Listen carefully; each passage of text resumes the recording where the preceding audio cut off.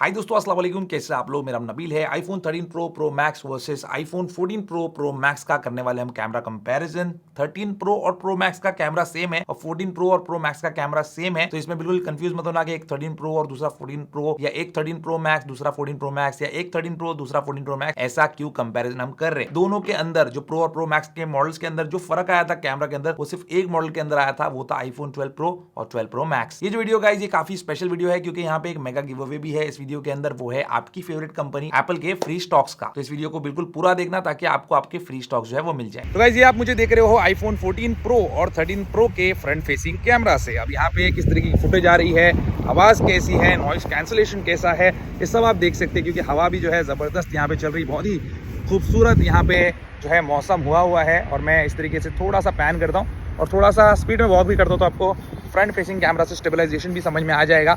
और अगर आप व्लॉग करने का सोच रहे हो इन फोन्स के साथ, तो आपको व्लॉगिंग का भी जो है एक आइडिया हो जाएगा कि स्टेबलाइजेशन हमको कैसे मिलता है। अब यहाँ पे हम देख रहे हैं फ्रंट फेसिंग कैमरा का सिनेमैटिक वीडियो मोड। अब यहाँ पे बेनिफिट है आईफोन 14 प्रो के पास। क्या बेनिफिट है कि ये 4K 30 FPS में भी सिनेमैटिक मोड में वीडियो शूट कर सकता है, जबकि आईफोन 13 प्रो जो है वो सिर्फ 1080p और 1080p 30 FPS पे रेस्ट्रिक्टेड है। आईफोन 14 प्रो जो है ये 4K के साथ साथ आपको 25 FPS 24 FPS भी दे सकता है। 60 हालांकि नहीं है यहाँ पे, लेकिन ये बहुत बेनिफिशियल है। अगर आप इंडिया में हो, सपोज आप कोई कंटेंट क्रिएटर हो, किसी शोरूम में जाते हो, तो इंडिया में जो इलेक्ट्रिसिटी आती है उसकी वजह से जो लाइट फ्लिकर होती है वो 30 FPS पे बहुत ज़्यादा होगी, लेकिन अगर आप 25 पे रखते हो तो फ्लिकर नहीं होगी। तो ये एक बहुत बेनिफिशियल चीज़ है और एज अ कंटेंट क्रिएटर मेरे लिए ये तो बहुत बड़ी चीज़ है। फ्रंट फेसिंग कैमरा का जो वीडियो है उसके अंदर जो मेरा वर्डिक्ट है वो बता देता हूँ। आईफोन 14 प्रो के पास एडवांटेज है कि उसमें ऑटो फोकस है, तो अगर आप थोड़ा जूम करके अंदर देखेंगे इस वीडियो को या पॉज करके देखेंगे तो 14 प्रो का जो फुटेज है वो क्लियर है, फेस पे अच्छे से फोकस किया है। लेकिन 13 प्रो के जो कलर्स है वो मुझे ज़्यादा अच्छे लगे 14 प्रो के मुकाबले। और रही बात सिनेमैटिक वीडियो मोड की, तो सेम चीज़ यहाँ पे भी रिपीट होती है। 14 प्रो के पास 4K का यहाँ पे जो है बेनिफिट है, जिसकी वजह से क्लैरिटी ज़्यादा है, लेकिन 13 प्रो का जो कलर साइंस है वो मुझे ज़्यादा अच्छा लग रहा है 14 प्रो के मुकाबले। और फ्रंट कैमरा से व्लॉग करने के टाइम पे जो ऑडियो है उसकी क्वालिटी मुझे 14 प्रो में बेटर लगी। बाकी आप बताइए कमेंट में किस में बेटर है। 14 प्रो में मुझे नॉइस कैंसलेशन जो है बेटर लगा, जिस वो विंड नॉइज आ रही है उसको इसने बेटर तरीके से कैंसिल किया है। ये दोनों ही फोन के रियर फेसिंग कैमरा में 4K 30 FPS पे वीडियो देख रहे हो। देखिए, जब आप कोई सब्जेक्ट को शूट करते हो तो कैसा सब्जेक्ट नजर आता है। स्काई देख सकते हैं आप, ऊपर आसमान, मेरे टी शर्ट का कलर देख सकते हैं, ये हरियाली देख सकते हैं, तो आपको यहाँ पे अंदाजा हो जाएगा कि किस क्वालिटी की ये फुटेज जो है दोनों फोन निकाल के देते हैं हमको। और ये दोनों फ़ोन के रियर फेसिंग कैमरा की सिनेमैटिक वीडियो, और यहाँ पे साफ जो क्लियर विनर है वो आईफोन 14 प्रो है, क्योंकि 13 प्रो में वो क्लैरिटी आपको नज़र ही नहीं आएगी 1080p होने की वजह से। तो यहाँ पे तो नो डाउट 14 प्रो ही विनर है इसमें। रही बात ऑडियो क्वालिटी की रियर कैमरा से शूट करने के टाइम पे, तो दोनों में कोई फ़र्क नहीं है। आप फिर से क्लिप जो है पीछे जाके देख सकते हैं माइक का सिंबल पे नज़र रखते हुए। और यहाँ पे जो इमेज क्वालिटी है वो रियर फेसिंग कैमरा में जो रेगुलर वीडियो होती है 4K वाली, उसमें मुझे 13 प्रो की पसंद आ रही है कलर साइंस की वजह से। इसके कैमरा की सभी लेंसेज की क्वालिटी का अंदाजा आपको अब लग जाएगा। 4K 30 FPS अल्ट्रा वाइड में ज़्यादा जो फील्ड ऑफ व्यू है वो आईफोन 14 प्रो के पास है, और क्लैरिटी भी स्लाइटली मुझे आईफोन 14 प्रो में बेटर देखने को यहाँ पे मिल रही है। अब आईफोन 14 प्रो और 13 प्रो दोनों 1x पे है। 14 प्रो के पास जो है यहाँ पे 2x का भी ऑप्शन है, जो कि 13 प्रो में नहीं है। और 13 प्रो को मैं डिजिटली 2x पे लेके जाता हूँ, तो यहाँ पे देखिए जो 14 प्रो है 48 मेगापिक्सल के कैमरा की वजह से क्रॉप इन करने के बावजूद बेटर क्वालिटी निकाल के दे रहा है, ज़्यादा क्लैरिटी निकाल के दे रहा है। और 3x ऑप्टिकल जूम में भी 14 प्रो जो है स्लाइटली बेटर है। कलर थोड़े से अलग अलग है दोनों के, लेकिन यहाँ पे 14 प्रो जो है ज़्यादा क्लियर नजर आता है दोनों के बीच में। अब आईफोन 14 प्रो और 13 प्रो पे हम जब वॉक कर रहे हैं हल्की सी स्पीड में, ज़्यादा जोर से नहीं, तो 14 प्रो ज़्यादा स्टेबल है, क्योंकि इसमें एनहांस स्टेबलाइजेशन मोड जो है सेटिंग में ही दिया है कैमरा के। मैं एक्शन मोड की बात नहीं कर रहा, वो तो आगे दिखाऊंगा। तो 13 प्रो के मुकाबले 14 प्रो की जो स्टेबिलिटी है वो ज़्यादा है, और जब हम एक्शन मोड पे स्विच करेंगे तब आप देखेंगे कि यहाँ पे कितना ज़्यादा फर्क है। पूरा गिम्बल लाइक स्टेबलाइजेशन जो है 14 प्रो देता है, 13 प्रो नहीं दे पाता। बहुत ज़्यादा हिल रही है 13 प्रो की फुटेज, और 14 प्रो देखिए कितना स्टेबल है। हालांकि दोनों जो है मैंने अपने हाथ में ही पकड़ा हुआ है और एक ही ट्राइपॉड पे माउंटेड है। और यहाँ पे एक फ़र्क है कि 13 प्रो की क्वालिटी इसमें भी आपको बेटर लगेगी शेकी फुटेज में, क्योंकि वो 4K में रिकॉर्ड कर रहा है, और आईफोन 14 प्रो जो है ये 2.8K में रिकॉर्ड कर रहा है। ये एक छोटा सा रेस्ट्रिक्शन है, लेकिन आपको अगर एक्शन फुटेज शूट करना है तो 14 pro should be your choice. एक क्विक ऑटो फोकसिंग टेस्ट, और यहाँ पे आपको कोई डिफरेंस देखने को नहीं मिलेगा, क्योंकि दोनों के अंदर लाइडार स्कैनर है जो मदद करता है ऑटो फोकसिंग में। तो दिन हो या रात हो, फोकसिंग जो है एकदम आपको परफेक्ट मिलेगी दोनों डिवाइसेस के अंदर, कोई फर्क नहीं है इसमें। रात के समय वीडियो निकालने के टाइम पे आर्टिफिशियल लाइटिंग है थोड़ी सी, आप साफ देख सकते हैं अगर आप फुल रेजोल्यूशन देखेंगे कि 14 प्रो ही विनर है, क्योंकि 13 प्रो में ग्रेन्स बहुत ज़्यादा है और यहाँ पे डेफिनेटली नाइट टाइम की जो वीडियो है वो 14 प्रो में अच्छी खासी एप्पल ने इंप्रूव किया है। और ऑटो फोकसिंग भी देखिए आईज के ऊपर परफेक्ट काम करी 14 प्रो में, 13 प्रो में थोड़ा ब्लर आ गया है विजन।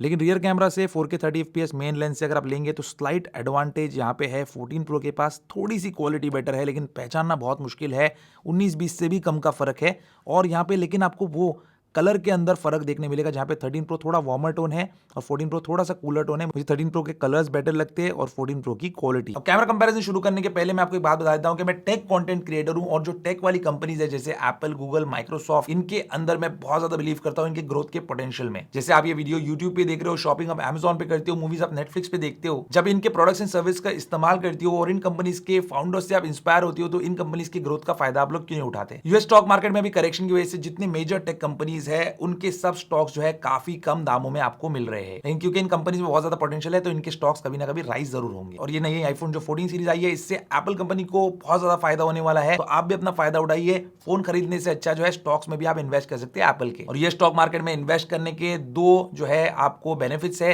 एक तो आप वहां पे शेयर्स को फ्रैक्शन में भी बाय कर सकते हो, यानी कि एक शेयर का छोटा सा हिस्सा, और दूसरा बेनिफिट ये है कि इंडियन रुपी का जो वैल्यू है अगर यूएस स्टॉक मार्केट के सामने गिरता है तो आपका पैसा जो यूएस डॉलर में इन्वेस्टेड है उसकी वैल्यू भी बढ़ती रहेगी। अब आपको यूएस स्टॉक्स में इन्वेस्ट करने के लिए कोई भी चार्जेस या कमीशन देने की जरूरत नहीं। अगर आप IND मनी के साथ इन्वेस्ट करते हो यूएस स्टॉक्स में तो आपको जीरो कमीशन, जीरो ब्रोकरेज और जीरो ओपनिंग फीस का फायदा मिलेगा, ताकि आप एक स्मॉल अमाउंट से भी अपनी फेवरेट यूएस कंपनी में इन्वेस्ट कर सके। मैं आपको IND मनी के साथ मिलकर एप्पल कंपनी के 1000 रुपीज के शेयर जो है वो फ्री में दे रहा हूं। बस आपको डिस्क्रिप्शन में से IND मनी को डाउनलोड करना है, उस पर साइन अप करना है, अपने यूएस स्टॉक अकाउंट को फंड करना है। जब पहली बार फंड करेंगे तो आपको मिलेंगे 1000 रुपीज के एप्पल कंपनी के फ्री शेयर। आप IND मनी के जरिए से यूएस स्टॉक्स में SIP के जरिए से भी इन्वेस्ट कर सकते हो। स्टिल फोटोग्राफी में फ्रंट फेसिंग कैमरा में क्लियर विनर है आईफोन 14 प्रो, क्योंकि इसके पास ऑटो फोकस और आईज पे इतना अच्छे से फोकस करता है जो कि 13 प्रो नहीं कर पाता है, तो इसलिए ऑटो फोकसिंग का यहाँ पे आपको बेनिफिट मिलेगा और इससे आप ज़रूर एडवांटेज उठा पाएंगे। थोड़ा भी आप जूम करके देखेंगे तो आपको समझ में आ जाएगा। और यहाँ पे पोर्ट्रेट मोड्स भी जो है वो 14 प्रो पे बेटर लगता है 13 प्रो के मुकाबले। रियर फेसिंग कैमरा की फोटोज अगर देखते हो तो यहाँ पे मुझे तो 14 प्रो की फुटेज जो है या फोटो जो है वो बेटर लग रही है, और चाहे वो नॉर्मल फोटो हो या फिर पोर्ट्रेट फोटो हो। अगर आप नॉर्मल फ़ोन पे देखेंगे तो शायद इतना फ़र्क नहीं नज़र आएगा। और 14 प्रो में यहाँ पे एक 2x का जूम का ऑप्शन भी है जो कि पोर्ट्रेट में भी आप इस्तेमाल कर सकते हैं, और 13 प्रो 14 प्रो पे ये है 3x टेलीफोटो जूम, जो कि दोनों में सही काम करता है, पोर्ट्रेट मोड के अंदर बहुत अच्छा दिखता है। ये रियर फेसिंग कैमरा से ली गई फ़ोटोज़ है और यहाँ पे मुझे 14 प्रो की जो फ़ोटोज़ है वो बेटर लग रही है, क्योंकि ग्रास का कलर वगैरह जो है ज़्यादा अच्छे से इसने एनहांस किया है, तो देखने वालों को ज़रूर जो है 14 प्रो की फुटेज या फोटो जो है वो बेटर नज़र आएगी 13 प्रो के मुकाबले, लेकिन एवर सो स्लाइटली। इसमें इतना बड़ा डिफरेंस तो नहीं है, लेकिन यहाँ पे 14 प्रो के पास एक एडवांटेज है, वो है उसके 48 मेगापिक्सल के सेंसर का, जो कि 13 प्रो में मेन कैमरा सेंसर जो है वो 12 मेगापिक्सल का ही है। तो एक फ़ोटो मैं आपको दिखाता हूँ अभी, जो कि मैंने रॉ में ली है, प्रो रॉ में, इस पेड़ की फ़ोटो। अब हम इसको 300% जब जूम करते हैं तब आपको फ़र्क समझ में आएगा, ऐसे समझ में नहीं आएगा। तो जब हमने इतना जूम कर लिया 300%, तब आप देखिए कि 14 प्रो कितना क्लियर नज़र आ रहा है 13 प्रो के मुकाबले। और अब हम 500% जूम करते हैं तब और भी आपको डिफरेंस नज़र आएगा, तो डेफिनेटली एडवांटेज है 14 प्रो के पास। मैक्रो फोटोग्राफी दोनों फोन्स कर सकते हैं और इसमें आपको कोई मेजर डिफरेंस यहाँ पे देखने नहीं मिलेगा, दोनों जो है अच्छी इमेजेस ही कैप्चर करते हैं। रही बात पैनोरामिक फोटोज़ की, तो यहाँ पे भी मुझे कोई मेजर डिफरेंस नज़र नहीं आया, दोनों ने एक्सेलेंट काम किया है, दोनों के अंदर कोई स्टिचिंग वगैरह आपको इमेजेस की नज़र नहीं आएगी, क्योंकि स्टिच करके ही ऐसी फ़ोटो बनाई जाती है। रात के समय ली गई फोटोज़ के अंदर भी iPhone 14 pro is the clear winner. Auto focusing की वजह से आईज पे, चेहरे पे अच्छे से फोकस कर पाता है। 13 प्रो का जो फोटो निकल के आता है वो थोड़ा ब्लर है, जिसकी वजह से इतना अच्छा नहीं लगता चेहरे पे अगर आप देखो तो। और रियर फेसिंग कैमरा से दोनों ने अच्छा काम किया, लेकिन 14 प्रो के पास स्लाइट एज है उसके फोटोनिक इंजन की वजह से। और यहाँ पे 14 प्रो की जो इमेज है, चाहे वो पोर्ट्रेट मोड हो चाहे वो नॉर्मल मोड हो, वो बेटर निकल के आती है। और इसके पास एक 2x पोर्ट्रेट वाला भी ऑप्शन है, जो कि मैंने यहाँ पे यूज़ किया है। इसके बाद हमने दोनों को 3x पे रखा, तो यहाँ पे भी 14 प्रो जो है वो स्लाइटली बेटर फोटो ही निकाल के दे रहा है पोर्ट्रेट के अंदर। नाइट मोड के अंदर मुझे यहाँ पे कोई डिफरेंस नज़र नहीं आया, जो अंधेरे सब्जेक्ट की फ़ोटो हम लेते हैं उसमें।